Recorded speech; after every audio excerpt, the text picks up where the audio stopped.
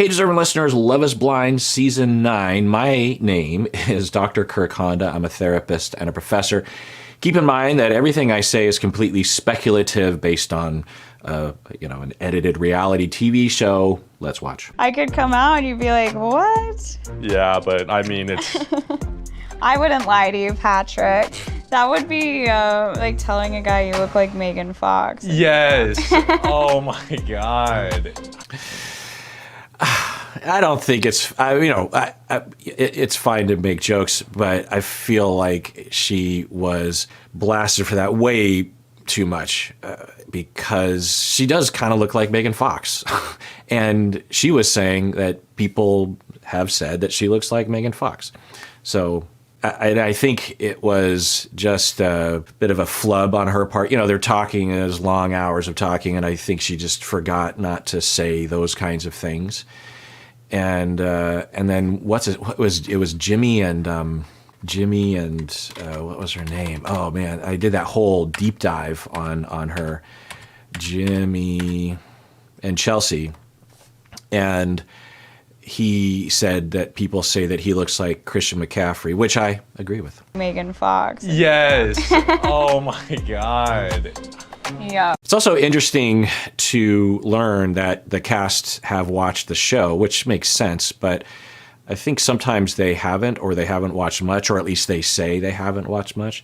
It would make sense that even if you hadn't watched it, that in the interim weeks or months from being, accepting to be on the show to the time they filmed, that you would watch a little bit of it to find out. But I don't know, it's just kind of interesting that they're referencing it. Is this the first time we've seen that happen? I was never the girl in middle school that all the boys liked, Mm-hmm. They're all going to come out of the woodworks now, but...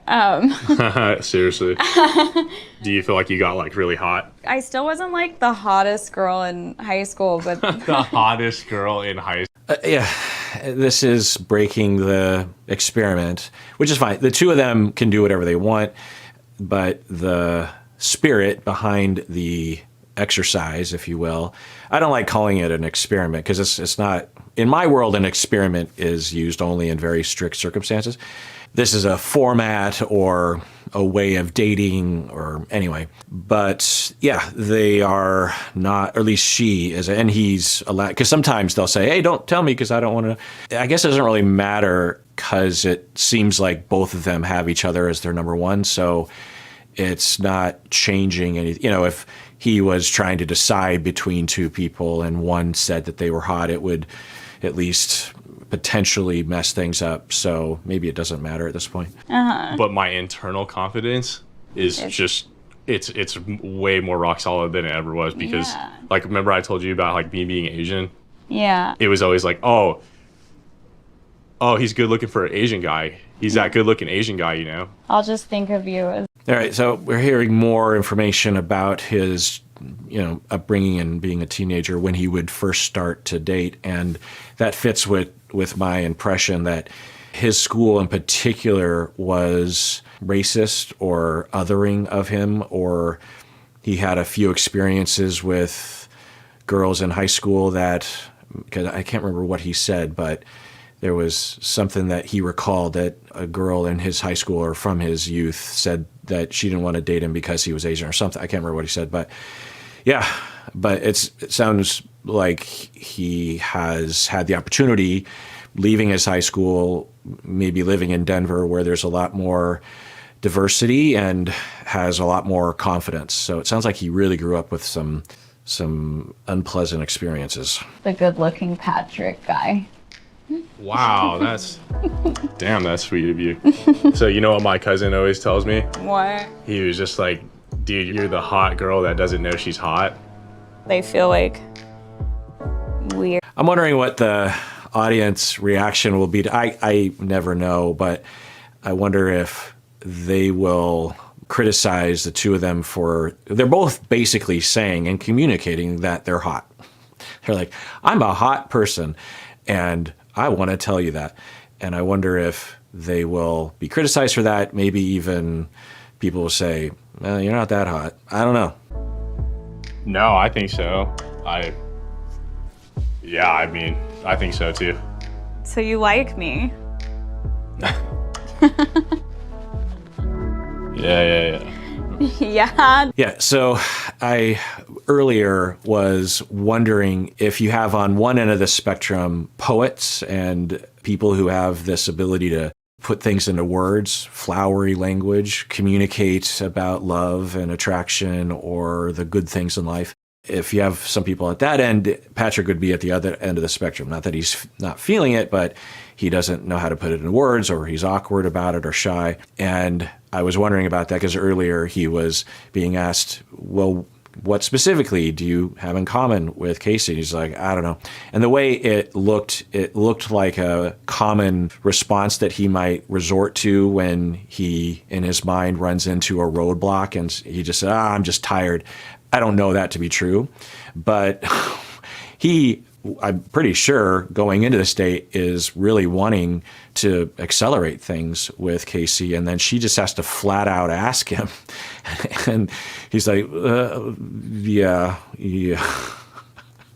It's good that Casey has seen this because this is probably what he's going to be like, and if she's cool with that, then great, and if she's not, then it's good that she's seeing it, because that is likely the tip of the iceberg in terms of what he is behaviorally. Who knows if it's generalizable to his personality and his behavior, but I wouldn't be surprised if they do stay together and 5 years from now she's like, yeah, he's not great with words. He's good with actions. He's not great with words. Doesn't sound very confident. Yeah, of course I don't like think you. Of course I like you. Okay. Of course I like you. I don't know how you fully feel about me, I guess. And I'm just a girl that I do need a lot of reassurance. Okay. I'm glad that she's being upfront. This would be that time, and that's very healthy. She's saying, I'm a girl that needs a lot of reassurance. Everyone needs a lot of reassurance. Everyone needs a lot of reassurance. There's just different ways of getting it. There's different ways of coping with it when you don't get it. Everyone needs a lot of reassurance. It's normal. Because I feel like there are people that will say that about themselves as if other people don't. But believe me, anyone in an attached relationship, particularly in a situation like this, needs a lot of reassurance. In the beginning of a romantic relationship is when we probably on average need the most, right? Years into a relationship, if things have been going well, we don't necessarily need to get that reassurance, but we still need reassurance 10, 20 years into it, especially if there's distance or an incursion or something, or if you have traumas that make you a little concerned about that sort of. But anyway, so I don't think he's going to.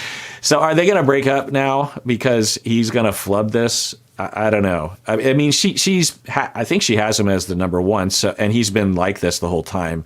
So I think she might like his way. So let's see how he does this. It's an awkward thing, I guess. Yeah. I mean, I really like you, if you wanted to know that. Yeah. I did want to know that. Yeah, of course I really like you. I just, we just have to go through a couple more days. All right. It's not inspiring a lot of confidence in Patrick's heart. His language seems to be saying, we have to get to the next step. So we have to go through a few more. I think what he's referring to is they are told, I don't know if it's a guide or if it's a firm boundary, that you can't propose or even slightly propose until the proposal day, which is the second to last day among the 10 days. And then the 10th day is the hallway meetings. Even though we, in an earlier episode, saw people do that, they just will pull the full 10 days and shrink it down to the first episode of Love is Blind. So there's a bit of time jumping around here. But anyway, so the way he's talking, it's not inspiring confidence for me anyway, because when you're really in love, then there's effort, there's heart, there's stakes, and he doesn't seem to be exhibiting that.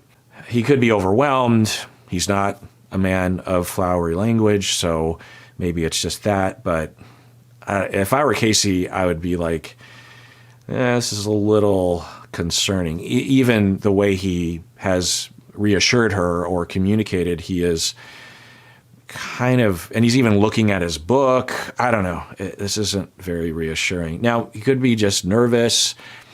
I could see that. I could see him being genuine and loving and having tremendous affection for Casey. That would, grow maybe if they're in person. But the way he's talking, it's not inspiring confidence. What scares you the most? Your connections with other people and stuff, because I obviously don't know anything. No, I feel you. I had to cut off a connection. Oh, really? Yeah. That's good to know. Yeah. What are you most worried about with me?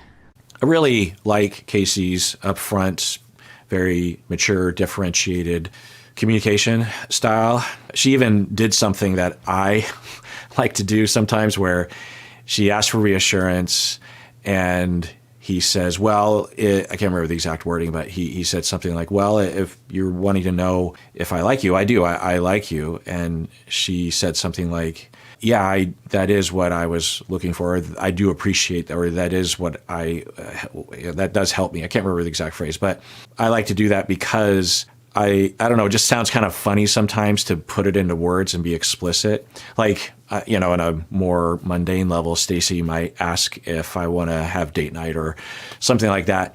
And instead of saying just a simple sure, which a lot of people will do, which is fine, I guess, but I like to say, yes, I would like to go on a date night tonight. That sounds lovely.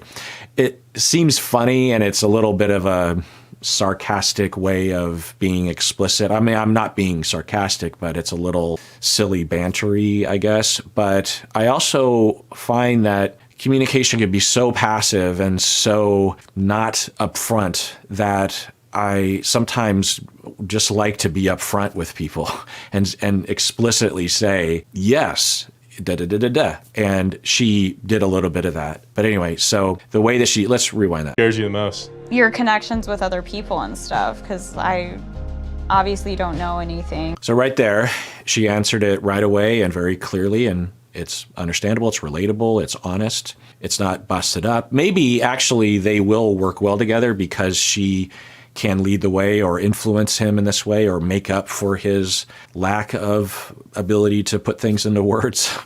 So maybe they will fit well together. I don't know. But so she's very upfront. She's like, well, and she's not angry. She's not assuming anything. She is honest. There is that worry there. She's not pressuring. She's just saying, well, this is how I'm feeling and it's real. And it's, it's very uncomplicated the way that she's communicating. No, I feel you. I had to cut off a connection. Oh, really? Yeah. That's good to know. Yeah. What are you most worried about with me? And another uncomplicated question. Now, I want to be clear that I don't know if Casey's going to be a problem later in the season. I just suddenly started worrying because if you've watched ahead and if Casey or if either one of these folks are a problem later on, people might get upset. Sometimes they do when I'm complimenting someone that presents a problem later. I can only work off what I've been given so far. But I will say that I think there's a good chance that Casey and Patrick won't be a problem. And maybe I just jinxed it based on the little bit that I've seen. Maybe things won't work out between them, but I could imagine that they will not have the kinds of problems that sometimes we see on the show. But God, who knows? I think maybe the only thing that I have a concern with you is Now, I will compliment Patrick for being honest here, which was great. I'm really curious as to what he's going to say and how he's going to word it. He is about to say something, and we'll see how this goes. But I'm glad that he's able to be honest, because up until this point, I wondered if he was even being honest with himself. And I don't know how to say this, but like I'm not like 100% certain on how bad you want this, What makes you question that? Both of them are handling this really well. I'm glad that he's saying it. Now, I think that she is right to ask that question. Now, neither of them have been super open about how much they love each other. There's on the spectrum of couples we see on this show, they're not the most flowery and lovey and energetic around that. But I could see both of them just not really being those kinds of people. Or Anna has been around and has been, his main focus anyway. But I will say that this is reassuring that he is actually having affection for her, because he wouldn't ask this question. When people are faking to move forward, I can't know this obviously, but it stands to reason that if you're just trying to get to the next step because you want to be on the show, then you wouldn't really care if the person is into you or not. You would only care if they're willing to get engaged and move forward. So if you're really invested and therefore worried about committing to someone that isn't into you, then you would be worried about this. And so for him to say this, it sounds like his heart is in it. Well, I just question your passion here and there, but I see a lot of it. I saw a lot of it today. Like, how bad do you want this? If I didn't want it, I would have walked out 2 days ago. Oh, you wanted to walk out 2 days ago? Yeah. Okay. I'm not a fan of his tone and putting the screws to her. So I think there's a different way to ask that. But it's an indication that he's invested, and sounds like she's reassuring him. So, I wonder if they do manage to get to the next phase, if that will help them, because through the wall, it might be hard for them to really connect. I don't know. I guess now, to tell you the truth, I'm kind of pulling for them. Who knows what'll happen here? Maybe they'll ghost each other. There's a lot of ghosting. She just was not ghosting, but maybe ghosting, but probably not ghosting. But she was talking about leaving. I'm not gonna like bullshit to you to remain on a TV show. I just keep thinking like it'd just be easy to like get my phone and go home. Yeah, she seems like a really authentic person. I can't know, but she seems really authentic. And I like the fact that not only did she reference the reality TV show aspect, but they included it in the edit. Maybe they couldn't help it because this is the one conversation that they would have to show to tell the story, but that would make sense. So she's, being explicit, and more reason to claim, from my conceptualization point, that she's an authentic, when I say uncomplicated, I'm not saying unintelligent. I'm saying that she doesn't have defenses that are getting in the way of stating the facts, stating how she feels, stating her needs, her wants, or what's in her mind.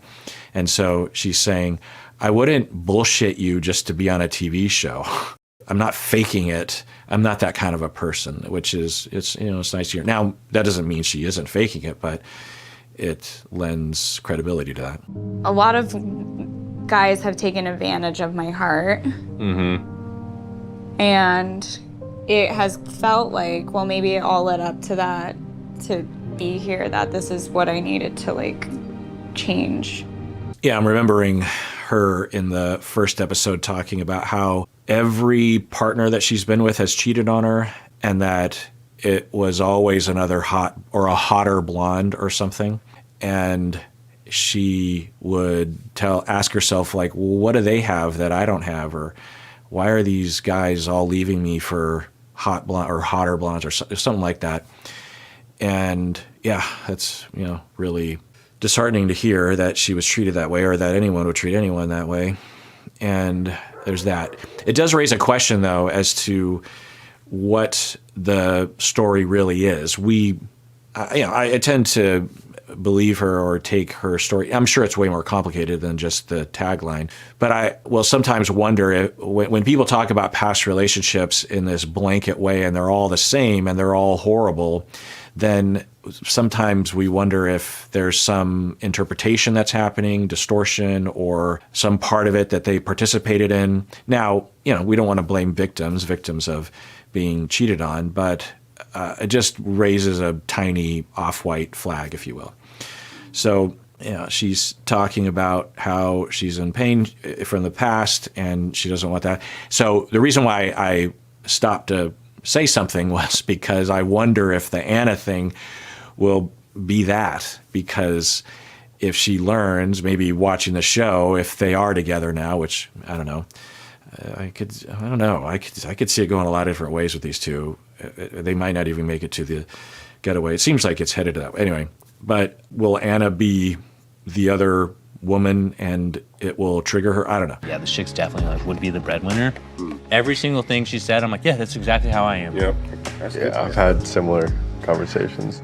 I don't want to say too much. Right. So it seems pretty clear that, at least unspoken, but maybe spoken, they have a rule in the guys' lounge that they're not going to say names. But due to context clues, Mike is surmising that Jordan and himself are dating the same woman later in the 10 days, which is Sparkle Megan. And he's saying, I'm hearing Jordan is saying, wow, she makes a lot of money. So, sort of sifting through.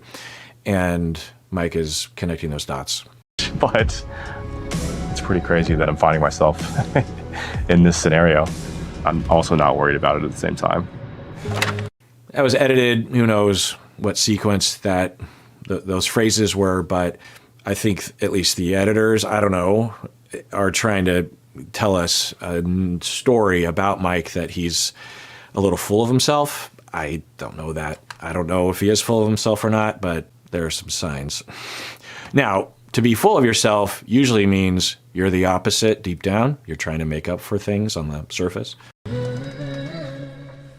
Good evening. Don't tell me that there's another ghosting. I'm assuming this is supposed to be Megan.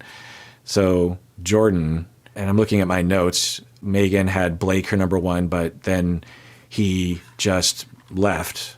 I misspelled Blake's name here. And then Mike was her number two and Jordan was her number three, but then she had a date with Jordan and was inspired to maybe put him as number two. I will say that it was a little confusing because at least in the edit, it didn't seem like Megan and Jordan were really connecting, but she was like, whoa, that was an amazing date. What do I know watching from the outside? But wait, we're going to have another, I'm guessing that this is a fake out, that they're just trying to trick us in the edit. At least that's my hope.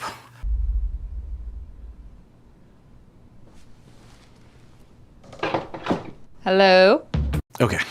I was going to say, I don't know why I guessed it was a fake out, but I just couldn't see three people go. I mean, one person ghosting is strange. We've seen it happen before, right? There was Uche, right? Was that his name?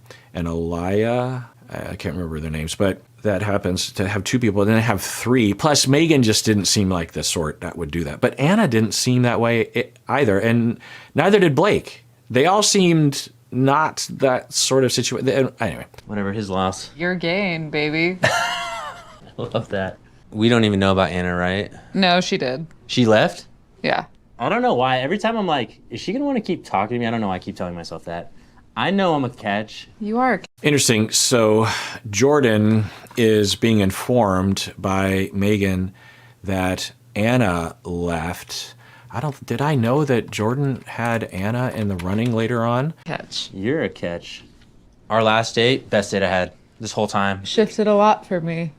It's so funny. Okay, so the two of them agree that that last date shifted a lot of things. Well, for Megan it did. For Jordan, it was at the very least a good date. So I guess that's a good sign for the two of them. And and honestly, I'm kind of hoping that if Megan picks anyone, it's Jordan and not Mike. Although I would love to see Mike at the getaway. It's always a bummer, like with Leo and Brittany from, was it last season? Watch Rolex guy, that they didn't make it to the getaway, and so we didn't get to see what the hell, right? We just got all this initial indication, and then all of a sudden, nothing. Yes.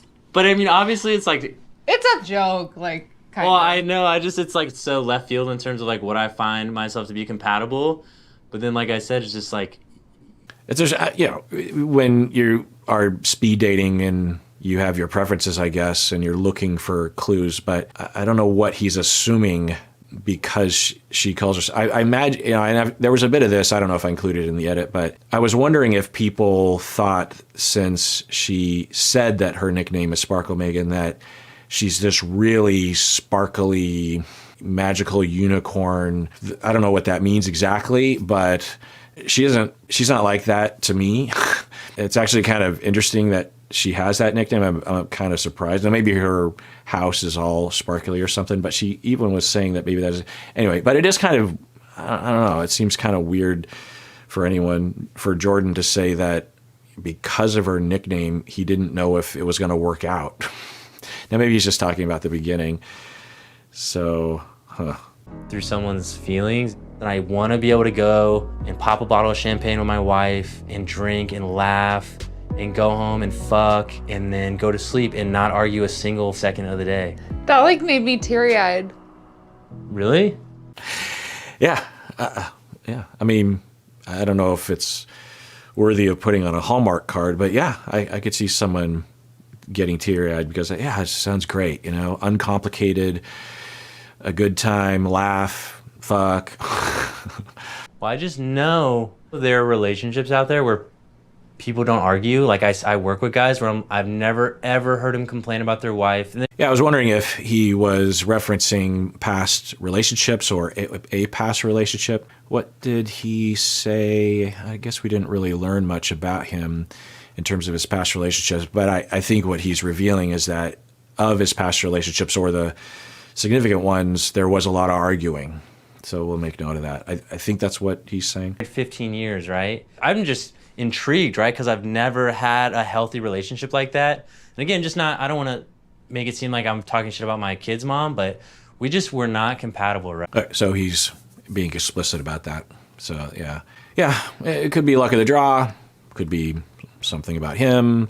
Now I will say that it's a good sign that he is at least on camera framing it as an incompatibility rather than saying that she was a horrible person. You know, mainly because you don't want to throw someone else under the bus on reality TV, but also it could illuminate something about him that has goodwill towards others and might even frame it that way when he's at his best, that it was an incompatibility. Whereas when he's at his worst or he's hurt or something, he would say that she's a horrible person which isn't unusual, but I will say that because that is one of the things that I don't get a lot of data on the show, but one of the data points that we sometimes see is the way that people talk about their past relationships and how that might indicate something about themselves.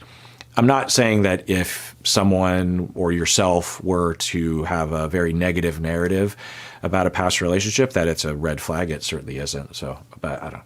All right, so if you want to contact me, the only way to reliably contact me or others on the Psychology in Seattle team is to go through the website, psychologyinseattle.com, and click the contact button. I've slowly been paring back the other accounts, like I closed the Instagram account and Twitter and Facebook and everything. I liked doing that kind of thing, but it was taking away from my time making content and preparing for deep dives and other kinds of stuff. So on the priority list, I eliminated that. Also, it was a little annoying to check all these accounts. People would reach out to me through Instagram and I wouldn't check for a couple weeks. Anyway, so go through the website. And if you're a patron or a YouTube member or both, then your emails get preference for me to read on the air or something. So yeah, only if you care to contact me. And also, if you know, one of the reasons why recently I watched that documentary, that catfish mom thing, or the Kendra who fell in love with her psychiatrist. The only reason why I watched that is because a lot of people emailed through the website. And then Stacy will see the emails and then she'll come to me and be like, there's a lot of emails about this thing. You might want to look into it. So that's the main way to contact me. And don't assume that other people are emailing me about things because that's not always the case. Sometimes I'll get one email and it'll be like, you're probably getting a lot of emails about this. And I'm thinking, I wonder if people, you know, maybe it's just an anomaly or something. Anyway, take care of yourself because you deserve it. You really, really do.